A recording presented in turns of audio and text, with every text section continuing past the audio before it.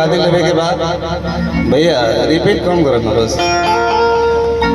किन्ने है डोरी में बध के आ गई हम,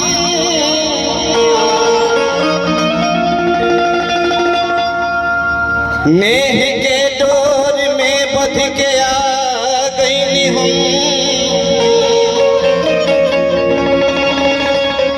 कुछ हेराइल रतन फिर से पा गई हम, नेह के डोर में बध के आ गई हम। कुछ हेराइल रतन फिर से पा गई हम। रोज अखिया उदासल रहे रात दिन, देखी रहुआ सब के जुड़ा गई हम। आई एगो भोजपुरी लोकगीत रहुआ सब के बीच रखते नहीं। देखिए पति पत्नी के रिश्ता बड़ा अजीब होला भैया। वीरेंद्र भैया ध्यान से आप छोट भाई पर आप सबके एक जना के बड़ा खराब लोग धरा जाता। बड़का भैया पारसनाथ प्रीत जी एगो आदेश कहनी है भैया के कोशिश कर दी जब पूरा करे के। बेचारी बार बार समझावत रही लेकिन वो मानत बना ना जानते बने। आजकल हमने के बड़ भाई संतोष भैया उपस्थित बने, हमने के यहाँ से आशीर्वाद रहेला होता। एक दिन कहते रही कि सुनी रउरा ना माना तो सुन ली, हम बहुत कुछ करे के तैयार बने। देखिए कौना भाव में कहते रहे गीत में रहुआ सबके बीच में एक कड़ी सुने के मिली। कैसे भैया के अरे रउए क्रिया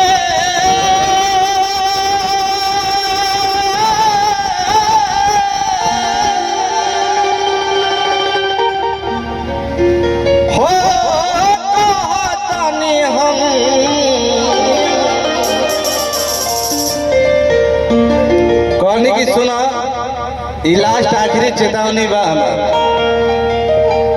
अरे रउए क्रिया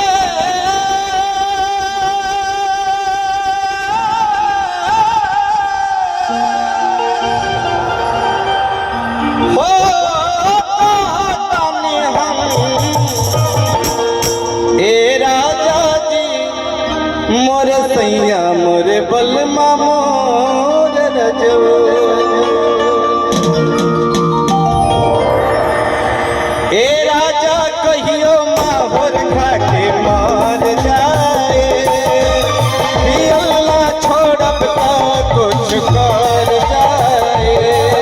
ए राजा कहियो माहौर खा के मार जाए, पियला छोड़ब तो कुछ कर जाए।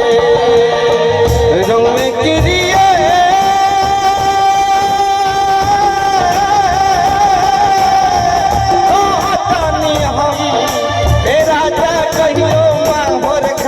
के मार जाई, अल्लाह छोड़ब ता कुछ कर जाए।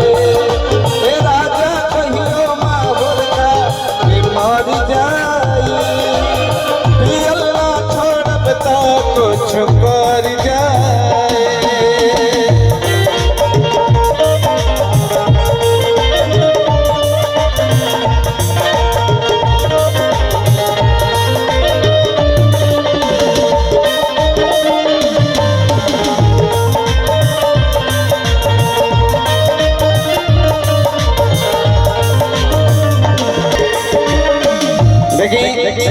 एक गीत की लाइन बात रहे बड़े भाई वीरेंद्र भैया की तरफ से बहुत रुपया का पुरस्कार बा। सादर पांच के प्रणाम साथ साथ आप सबके भी स्वागत का अभिनंदन बा। जहाँ तक कहा जाते हैं सबके एक स्वर में सादर पांच के प्रणाम रहे, आशीर्वाद की प्रतीक्षा बा। रवि भैया आगे मैं रुआ कॉली अपने मारा देखो नहीं बड़ा दिन सहाने अपना हिस्सा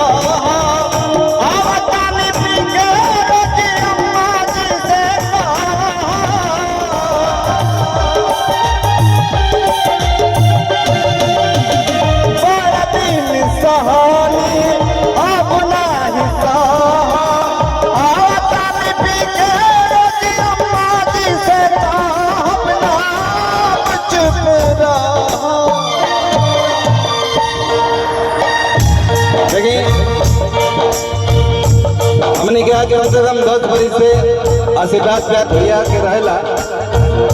भारत शास्त्री जी के हमने के भाई राम परवेश जी के भी बहुत प्यार देले स्वागत अभिनंदन बा बड़का भैया के साथ 5 के प्रणाम रहे सही प्यारा से बात बनल है जब ले धरती पर रही जा हमने के संबंध है सही बनल है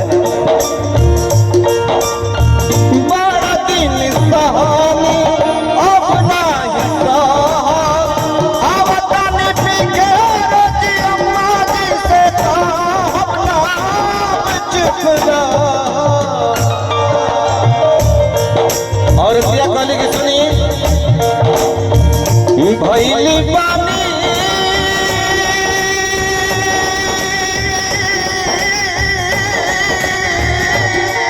भैली पानी गुप्त भारी तो कोनो जाके ले गाड़ी करे सोच जाए कि अल्लाह छोड़ब ता कुछ कर जाए ए राजा कहियो माहुर खा के मर जाए कि अल्लाह छोड़ब ता कुछ कर जाए।